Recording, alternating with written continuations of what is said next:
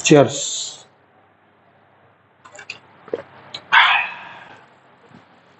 Good morning, good morning बच्चों। तो LCR circuit हो गया है और उसमें अगर L एब्सेंट रहे यानी कि RC सर्किट वो भी हो गया, C एब्सेंट रहे यानी कि LR सर्किट वो भी हो गया, R एब्सेंट रहे यानी कि LC सर्किट वो भी हो गया। आज हम लोग थोड़ा एक नया कंसेप्ट सीखने वाले हैं, थोड़ा नया है। It is resonance LCR series circuit.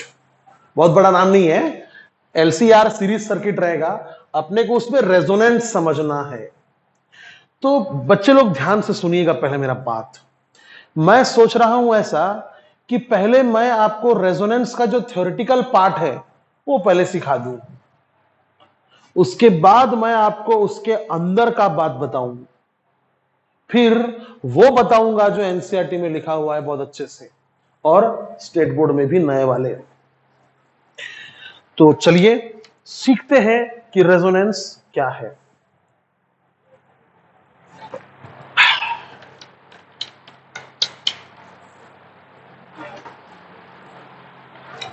देखिए, हम जो इसे एक सप्लाई दे रहे हैं, it is AC, correct. E is equal to E0 sine omega t. हम जो इन तीनों को एक सप्लाई दे रहे हैं, what is it? It is an AC, alternating supply हम दे रहे हैं। Fine, good. अब मैं आपको एक बात बताना चाहूंगा। इफ यू रिमेंबर, एक प्योर L को अगर आप AC दीजिएगा, एक प्योर L को अगर आप AC दीजिएगा, तो ये L में कितना अपोजिशन होगा उसे हम क्या कहते हैं? XL, है कि नहीं? है ना? और एक प्योर C को जो आप AC देंगे, उस समय इसमें जो अपोजिशन होता है उसको हम क्या कहते हैं? XC, correct. Now you know that XL is omega L, है ना? XC is 1 upon omega C। और अगर आपने एक प्योर R को AC दिया तो इसमें जो अपोजिशन होगा उसको तो हम R ही कहते हैं, रेजिस्टेंस ही कहते हैं, लेकिन R का कोई फॉर्मूला नहीं है, R तो R है, समझे ना? तो what are you observing here कि इंडक्टर को और कैपेसिटर को, इंडक्टर को और कैपेसिटर को फ्रीक्वेंसी से मतलब है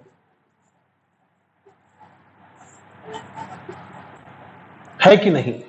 कॉमन सेंस वाली बात है। यानी इसका जो ओमेगा होगा उस पर डायरेक्टली डिपेंडेंट होगा कि इसका अपोजिशन कितना होगा, है कि नहीं? इसका जो ओमेगा होगा वो डायरेक्टली डिपेंडेंट होगा, सॉरी, इनवर्सली डिपेंडेंट होगा कि इसका अपोजिशन कितना है। लेकिन इसमें जितना ओमेगा है उससे इसके अपोजिशन को कुछ नहीं करना है। प्लीज बात को समझिए। एक इंडक्टर को अगर आप AC नहीं दीजिएगा, मान लीजिए, एक कॉमन सेंस वाली बात बता रहा हूं, एक इंडक्टर को अगर आप AC नहीं दीजिएगा, DC दीजिएगा, DC, तो क्या मतलब, क्या इसमें इलेक्ट्रोमैग्नेटिक इंडक्शन फिनोमिनन होगा? अगर हम ये अज्यूम कर लें कि डीसी का करंट कांस्टेंट होता है, डीसी जो है डायरेक्ट करंट जो होता है वो कांस्टेंट होता है, करंट के कांस्टेंट होने की वजह से क्या इसमें इलेक्ट्रोमैग्नेटिक इंडक्शन होगा? नहीं होगा। समझे? बात को समझिए। एक इंडक्टर को जब आप एसी देते हैं तो इसमें ईएमआई होगा, इसमें ईएमआई होगा, लेकिन डीसी देने से ईएमआई नहीं होगा। क्या मतलब निकलता है इसका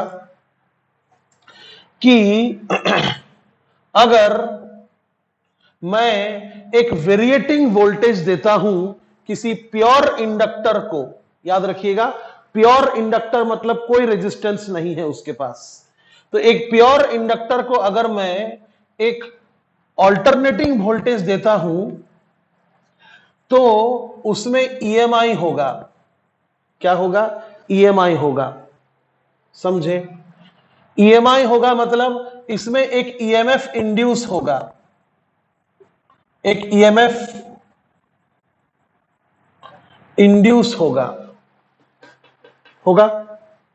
और ईएमएफ अगर इंड्यूस हुआ तो एक करंट भी प्रोड्यूस होगा। अगर ईएमएफ इंड्यूस हुआ तो ये इंडक्टर के द्वारा एक करंट भी प्रोड्यूस होगा। बात को समझिए, ठीक है? क्या वो करंट ऑसिलेट करेगा? हां, वो करंट ऑसिलेट करेगा। क्यों करेगा? क्योंकि इसके द्वारा दिया गया करंट भी तो ऑसिलेटिंग है। समझे? इसके द्वारा दिया गया भी तो करंट ऑसिलेटिंग है। नहीं समझे तो इस इक्वेशन को देखिए। अगर E is equal to E naught sine omega t है, अगर E is equal to E naught sine omega t है, ठीक है, और E is equal to L d I by d t है,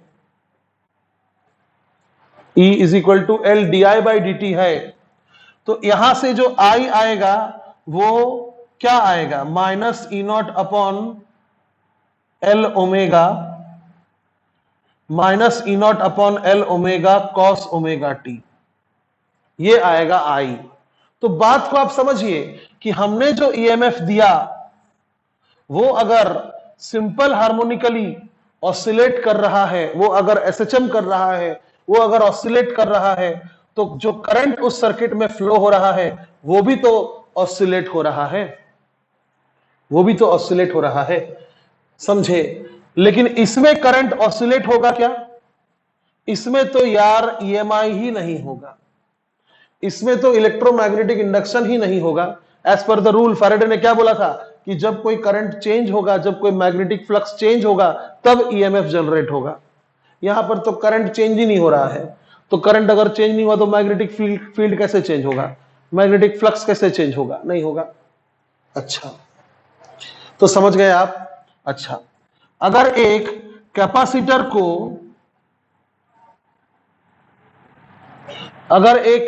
को डीसी दे दिया जाए तो क्या होगा? क्या होगा? Immediately the capacitor will get fully charged and block the circuit there after.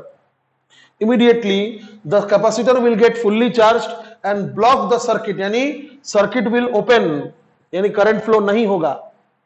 जबकि जब आप एसी देंगे उसी कैपेसिटर को तो क्या होगा? At certain frequency whatever you are applying, the polarities of the plates of the capacitor will get reversed, है कि नहीं? At certain frequency the polarities of the plates of the capacitor will be reversing in nature. It means ये capacitor जिंदगी में full charge नहीं होगा।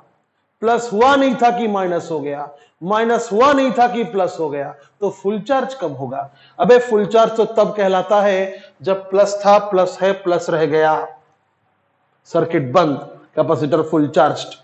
समझे? इसका मतलब यह रहा कि जब हम एसी देते हैं किसको? एक इंडक्टर को या एक कैपेसिटर को, तो उसमें करंट नाचता है। समझ रहे ना आप? उसमें करंट नाचता है, नाचता है। और जब आप रेजिस्टेंस को एसी देते हैं उसमें भी करंट नाचता है, ऐसा नहीं कि उसमें नहीं नाचता है, उसमें भी करंट नाचता है, लेकिन रेजिस्टेंस कितना अपोज करेगा, is that dependent on the frequency of नाचना? बताइए, रेजिस्टेंस कितना अपोज करेगा, is that dependent on the frequency of नाचना? क्या आर ओमेगा पे डिपेंडेंट है? नहीं है। एक्सएल है, एक्सी है। आई बात समझ में? ये चीज याद रखिएगा, और आपको पता भी था पहले से, समझे कि एक्सएल और एक्सी ओमेगा पर डिपेंडेंट है, दोनों ओम है, लेकिन आर ओमेगा पर डिपेंडेंट नहीं है, वो भी ओम है बट ओमेगा पर डिपेंडेंट नहीं है। ठीक है, okay. So what is resonance? Sir, आपने हमको रेजोनेंस कहां समझाया? सुनिए, मैं आपको समझा रहा हूं। डोंट हरी मत कीजिए, कोई जल्दबाजी नहीं है, हड़बड़ी मत कीजिए, इत्मीनान से हर कुछ सीखिए। तो यह आपको समझ में आ रहा है कि एल और सी के थ्रू जब हम एसी पास करते हैं तो वहां पर करंट नाचता है, नाचता है, तो उसका नाचने का एक फ्रीक्वेंसी होता है। एल और सी का, एल और सी में करंट का नाचने का एक फ्रीक्वेंसी होता है। और याद कीजिए, ईएमआई जब मैं आपको पढ़ा रहा था तो उसमें हम आपको क्लास 24 में एलसी ऑसिलेशन पढ़ाए थे, याद है? क्लास 24 में हम आपको एलसी ऑसिलेशन पढ़ाए थे। ये एल था और ये सी था। मैंने आपको क्या पढ़ाया था? LC oscillation. उस क्लास 24 में मैंने आपसे पूछा था कि इसका नाम एल क्यों है, सी क्यों है, समझ में आ रहा है, लेकिन इसका नाम में ऑसिलेशन क्यों है? क्योंकि बेटा आपको याद होगा करंट इसमें नाचता है, समझे? करंट इसमें नाचता है। तो अगर एक एल और एक सी को कनेक्ट कर दिया जाए जिसमें सी पहले से चार्ज्ड हो, अगर एक एल और एक सी को कनेक्ट कर दिया जाए जिसमें सी पहले से चार्ज्ड हो, तो करंट उसमें ऑसिलेट होता है, करंट उसमें ऑसिलेट होता है। यानी this combination behaves like an oscillator. It oscillates the current, it makes the current to oscillate, और इनका एक अपना फ्रीक्वेंसी होता है, इनका एक अपना फ्रीक्वेंसी होता है। ठीक है, क्या होता है वो सब छोड़िए, बट होता है। तो सुनिए, आपको पता है एक चीज कि इस सर्किट में Z इज इक्वल टू होता है अंडर रूट ऑफ एक्सएल का square, sorry XL minus XC का स्क्वायर प्लस आर का स्क्वायर। याद है? याद है? ठीक है, अब सुनिए ध्यान से। तो करंट नाच रहा है, करंट इज डांसिंग। आप ऐसा चाहते हैं, देखिए करंट नाच रहा है मतलब करंट का ग्राफ कुछ ऐसा बनेगा, करंट का ग्राफ कुछ ऐसा बनेगा, I is equal to I naught sine omega t plus 5 या -5। बात को समझ रहे हैं ना आप? अच्छे समझिए। करंट नाच रहा है तो करंट का कुछ ऐसा इक्वेशन है, हमने एलसीआर सीरीज सर्किट में पढ़ा था। तो मैं चाहता हूं कि करंट जब नाच रहा है तो करंट नाचते वक्त उसका जो पीक वैल्यू है, उसका जो पीक वैल्यू है वो मैक्सिमम रहे। Please try to understand. हम चाहते हैं ऐसा, we desire the peak value to be maximum. तो कुछ बच्चे ऐसा बोलते हैं, सर एक काम करो वोल्टेज बढ़ा दो। अरे यार तुम बात को समझो, ज्यादा वोल्टेज देने से ज्यादा करंट होगा, ये बहुत बड़ा अचीवमेंट नहीं है, ये तो कॉमन सेंस है। ज्यादा वोल्टेज देने से ज्यादा करंट हो रहा है, दिस इज कॉमन सेंस। बात को समझिए, उतना ही वोल्टेज देकर आप मैक्सिमम आई नॉट कैसे पा सकते हैं? अबे मैक्सिमम आई नहीं, मैक्सिमम आई नॉट। हे भगवान, मैक्सिमम आई को आई नॉट कहते हैं। मैं चाहता हूं कि जितना इसका पीक वैल्यू है, ये देखिए इधर, वो ज्यादा हो। तो how is it possible? You will not believe. We desire the peak value to be maximum, and for that omega is varied. क्या आप बात कर रहा भाई? ऐसा होता है। बात को समझिए, रेजोनेंस एक फिनोमिनन है। पहले मैं आपको थ्योरी बता रहा हूं, उसके बाद मैं आपको मेरा मन का बात बताऊंगा। पहले आप एनसीईआरटी का मन का बात सुनिए। तो we desire the peak value to be maximum, and for that omega is varied. हम अलग अलग ओमेगा पर आई का ग्राफ को नोटिस करते हैं, समझे? ये मान लीजिए कोई तो भी एक ओमेगा है और उसमें पीक वैल्यू आ रहा है आई नॉट, ठीक है? फिर मैंने क्या किया, ओमेगा थोड़ा कम कर दिया, ओमेगा थोड़ा कम कर दिया। तो ओमेगा कम करने पर मुझे क्या दिख रहा है पता है? ओमेगा कम करना मतलब फ्रीक्वेंसी कम होना, है ना? तो मेरे को ये दिख रहा है, देखिए ऐसा दिख रहा है।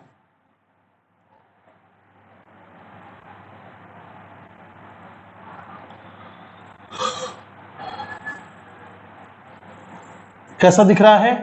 दिख रहा है कि आई नॉट तो और कम हो गया। पहले आई नॉट ज्यादा था, अब ये ओमेगा नॉट है मान लो, ठीक है? अब मैंने देखा कि जब मैंने ऐसा एक फ्रीक्वेंसी रखा जो ओमेगा नॉट से कम था, एक ऐसा फ्रीक्वेंसी रखा, रुक जाइए, डोंट से नहीं समझ रहा, ट्राई टू अंडरस्टैंड, ठीक है? एक ऐसा ओमेगा रखा जिसमें मैंने देखा, ऑब्जर्व किया कि करंट का जो मैक्सिमम वैल्यू है वो इससे कम आ रहा है। कितना आ रहा है? जो भी आ रहा हो, बट कम आ रहा है, कम आ रहा है। ओके, अच्छी बात है। तो अब हम क्या करेंगे, कोई दूसरा ओमेगा पर देखेंगे। अब हम इसका ओमेगा बढ़ा देंगे, समझे? जो सर्किट का जो फ्रीक्वेंसी है हम वो इंक्रीज कर देंगे। तो इंक्रीज करने से कैसा छोटा छोटा कर्व बनेगा? ऐसा करके कर्व बन रहा है।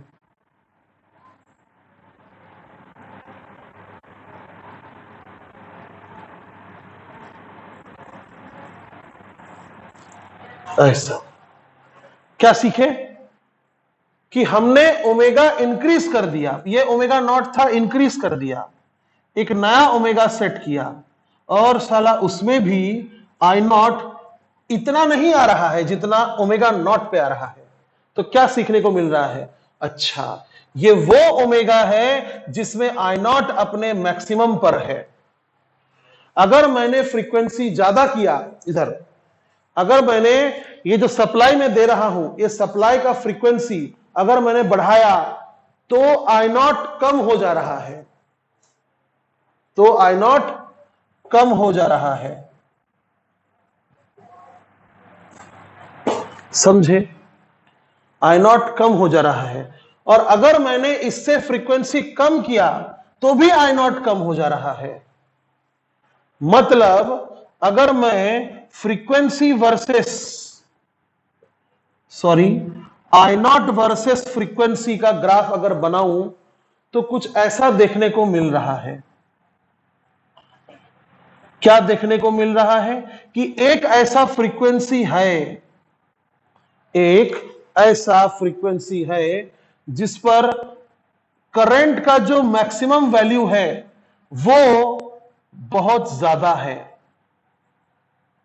करंट का जो मैक्सिमम वैल्यू है वो बहुत ज्यादा है, समझे? और अगर मैंने फ्रीक्वेंसी कम किया कुछ मात्रा से, अगर मैंने फ्रीक्वेंसी कम किया तो उस पर आई नॉट कम हो रहा है। और अगर मैंने फ्रीक्वेंसी बढ़ा दिया कुछ मात्रा से, अगर मैंने फ्रीक्वेंसी बढ़ा दिया कुछ मात्रा से, तो उस पर भी आई नॉट कम ही हो रहा है। तो इसका मतलब क्या हुआ, एक ऐसा फ्रीक्वेंसी है जिस पर करंट का मैक्सिमम वैल्यू मैक्सिमम होगा।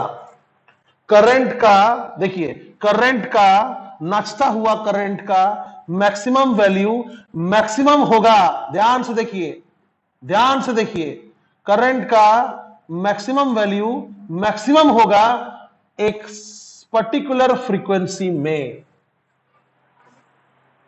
समझे, समझे बात को, समझे। तो हम जानना चाहेंगे कि वो कौन सा फ्रीक्वेंसी है जिसमें करंट का मैक्सिमम वैल्यू मैक्सिमम होगा। प्लीज इस सेंटेंस को नोट कीजिएगा।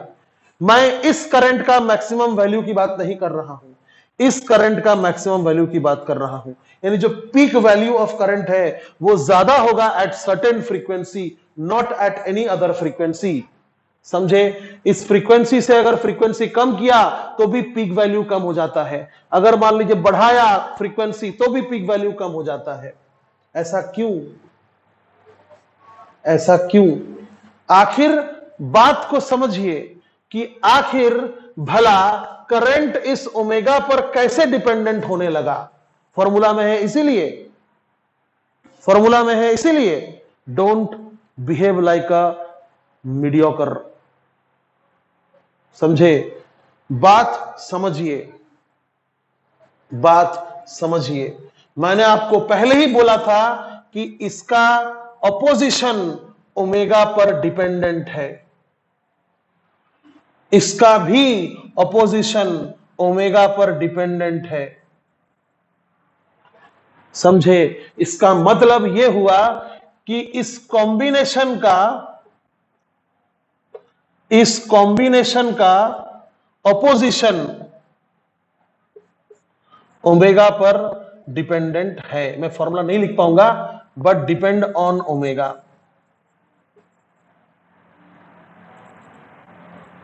इसका अपोजिशन ओमेगा पर डिपेंडेंट है।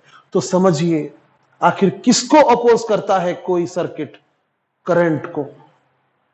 समझे, कोई भी सर्किट जब बोलता है कि ये अपोज कर रहा है तो किसको अपोज करता है, करंट को अपोज करता है। तो बात को समझिए, इसका अपोजिशन अगर ओमेगा पर डिपेंडेंट है तो जाहिर सी बात है कि अलग अलग ओमेगा पर अलग अलग अपोजिशन होगा, अलग अलग ओमेगा पर अलग अलग अपोजिशन होगा। समझे, इन दोनों का कॉम्बिनेशन का अपोजिशन कितना है, यह देखिए आपके सामने लिखा है, एक्सएल माइनस एक्सी है। एलसी कॉम्बिनेशन का अपोजिशन कितना है, एक्सएल माइनस एक्सी, और यह ओमेगा पर डिपेंडेंट है, यानी अलग अलग ओमेगा पर अलग अलग अपोजिशन होगा। और अगर अलग अलग अपोजिशन हुआ तो करंट नाचते नाचते अलग अलग वैल्यू पर जाएगा, पीक वैल्यू। करंट तो नाचेगा ही, आप फ्रीक्वेंसी कितना भी रखिए, करंट तो डांस करेगा ही। Current will oscillate, the value of current will change sinusoidally, the value of current in the circuit will change sinusoidally. But you are now sure about this fact that at different opposition, that is at different frequency, the current will oscillate within different values of I naught. I hope कि आप समझ गए। मैं एक बार फिर से repeat कर देता हूं, शायद किसी को अगर क्लियर नहीं हुआ होगा तो सुनिए अच्छे से। एक्सएल एक्ससी ओमेगा पर डिपेंडेंट है, पॉइंट नंबर 1। पॉइंट नंबर 2, अगर आप सर्किट का ओमेगा चेंज कीजिएगा तो एक्सएल एक्ससी चेंज होगा। सर ये दोनों एक ही पॉइंट है, हाउ ठीक है ना। पॉइंट नंबर 3 सुनिए, एक्सएल और एक्ससी का जो कॉम्बिनेशन है वो कॉम्बिनेशन कुछ इस तरह का है, एक्सएल माइनस एक्ससी। और अगर ओमेगा चेंज करेंगे तो ये वैल्यू चेंज होगा, एक्सएल माइनस एक्सी का जो वैल्यू है ये चेंज होगा। And what is this? What is this? This is the net opposition by an inductor and the capacitor in LCR circuit. LCR circuit में एक्सएल माइनस एक्सी क्या है? L और सी का मिलाकर ऑपोजिशन है, एल और सी का मिलाकर ऑपोजिशन है। समझ रहे आप? समझे? तो अलग अलग ओमेगा पर अगर अलग अलग ऑपोजिशन होगा तो ऑफ कोर्स ऑपोजिशन किसके लिए होता है? किसको अपोज करता है? करंट को। तो ऑफ कोर्स अलग अलग ऑपोजिशन में करंट का वैल्यू अलग अलग होगा। ये वाला नहीं, ये वाला। अबे ये वाला तो अलग अलग होगा ही क्योंकि ऑसिलेट हो रहा है। ये वाला तो समय पर डिपेंडेंट है। देखो ध्यान से, ये वाला करंट समय पर डिपेंडेंट है। समय आगे बढ़ता रहेगा, करंट का वैल्यू चेंज होता रहेगा। मैं बात कर रहा हूं इस वैल्यू का। ये वैल्यू ओमेगा पर डिपेंडेंट है। अलग अलग ओमेगा पर अलग अलग ऑपोजिशन होगा। इसका मतलब यह हुआ कि इस सर्किट में जिसमें ओमेगा इसके ओमेगा से ज्यादा है, इस सर्किट में ऑपोजिशन ज्यादा है। इसके ऑपोजिशन को मैं ऑपोजिशन नॉट नाम दूंगा। इसके ऑपोजिशन को मैं ऑपोजिशन डायरेक्ट लिखता हूं ना, बस जेड नॉट नाम दूंगा। और हमको दिख रहा है कि इस केस में करंट का मैक्सिमम वैल्यू कम हो गया, इसका मतलब ऑपोजिशन ज्यादा हो गया है कि नहीं? अबे ऑपोजिशन ज्यादा होगा तब ना करंट कम होगा। और इस केस में भी ऑपोजिशन ज्यादा हो गया। तो please try to understand, at different omega opposition is different, but there is an omega at which the opposition is least, and therefore the peak value of current at that omega is maximum. See, ध्यान से, I have not written I naught only, I have written I naught m. I naught अपने चरण सीमा पर है। समझ में आया आपको ये बात? ठीक है, तो हम ये चीज समझ रहे हैं। क्या समझ रहे हैं? कि हम जो भी पढ़ रहे हैं उसमें करंट का मैक्सिमम वैल्यू हम डिजायर करते हैं। समझे? करंट का मैक्सिमम वैल्यू हम डिजायर करते हैं और उसके लिए ओमेगा को चेंज किया जाता है। समझ गए आप? ठीक है, तो आप बताइए कॉमन सेंस के हिसाब से कि for I not to be maximum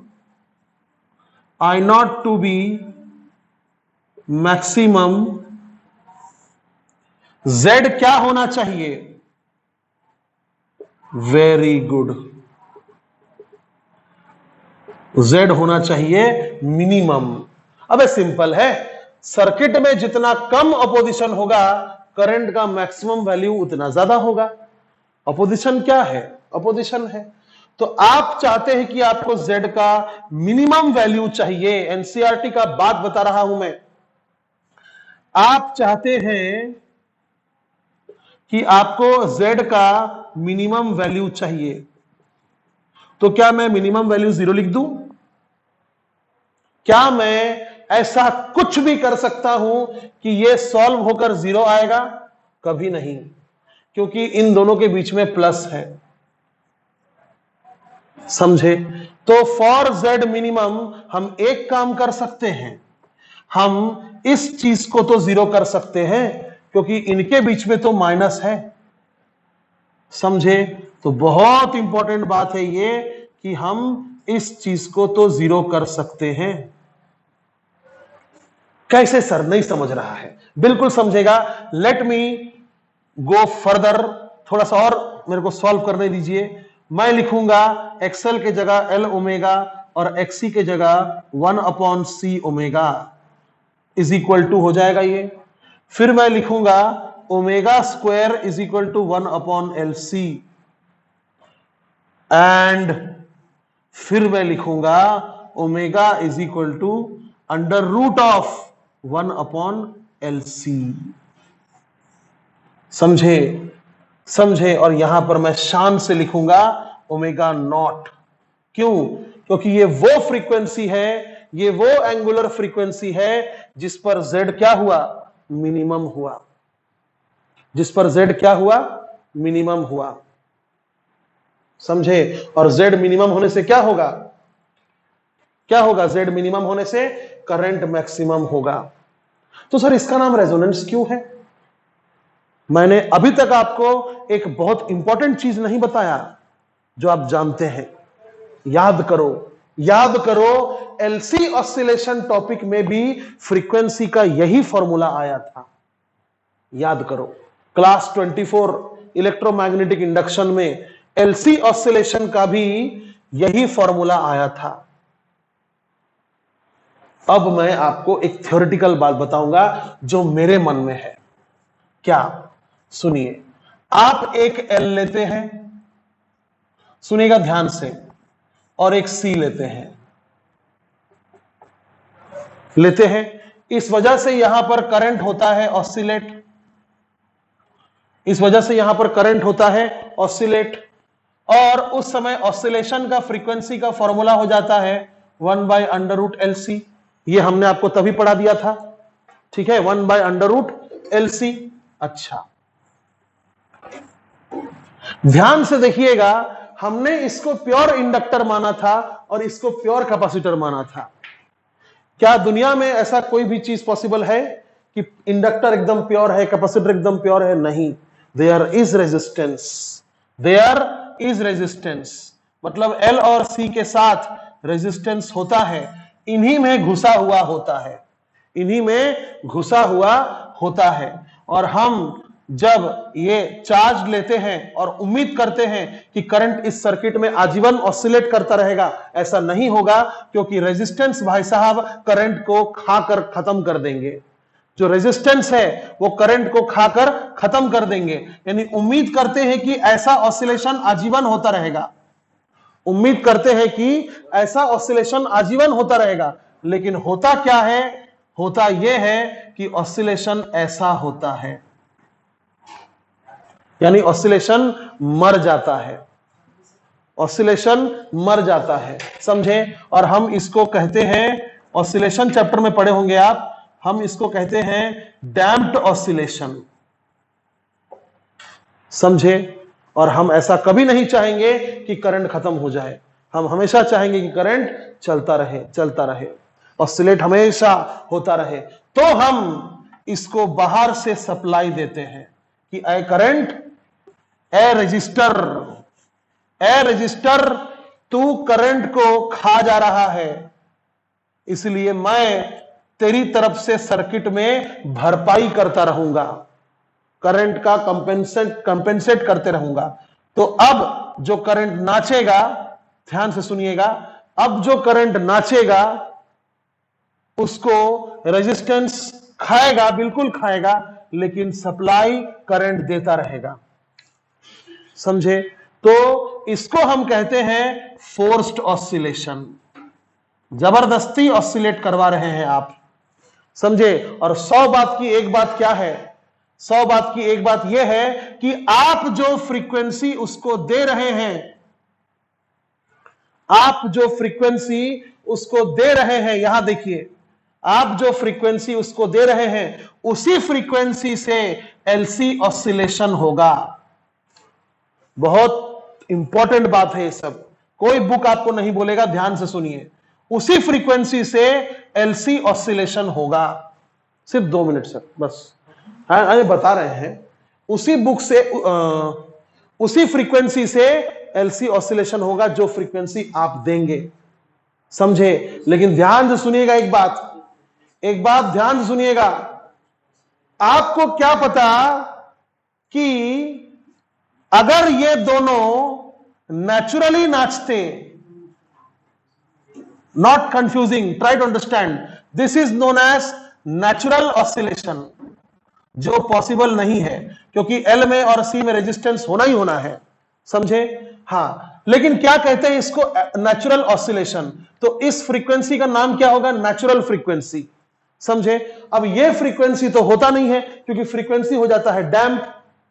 तो डैम्प ना हो करके हम फ्रीक्वेंसी को करते हैं फोर्स, और हम जितना फ्रीक्वेंसी उसको देते हैं सप्लाई के रूप में, उतना ही फ्रीक्वेंसी से इस सर्किट में, देखिए इधर, उतना ही फ्रीक्वेंसी से इस सर्किट में एलसी ऑसिलेशन होगा, नो डाउट होगा। लेकिन जानबूझकर या गलती से, जानबूझकर, वैसे तो जानबूझकर ही किया जाता है, बट फिर भी सुन लीजिए, जानबूझकर या गलती से, क्या आपसे ऐसा गलती नहीं हो सकता कि आप गलती से उतना ही ओमेगा दे दो जितना यह वैल्यू आ रहा है? क्या ऐसा नहीं हो सकता? क्योंकि आपकी इच्छा है आप कितना ओमेगा देंगे, आपकी इच्छा है। आप पावर हाउस में टरबाइन को जोर जोर से घुमाइए तो फ्रीक्वेंसी बढ़ जाएगा, समझे? वैसे भी फ्रीक्वेंसी जनरेटर आता है। तो मैं क्या बोल रहा हूं कि आप जितना चाहे उतना फ्रीक्वेंसी अगर दे सकते हैं, तो क्या आप गलती से या जानबूझकर उतना फ्रीक्वेंसी नहीं दे सकते जितना नेचुरल ऑसिलेशन में था? अब आपको समझ में आ रहा है, बिल्कुल दे सकते हैं। लेकिन सोचो कि अगर जानबूझकर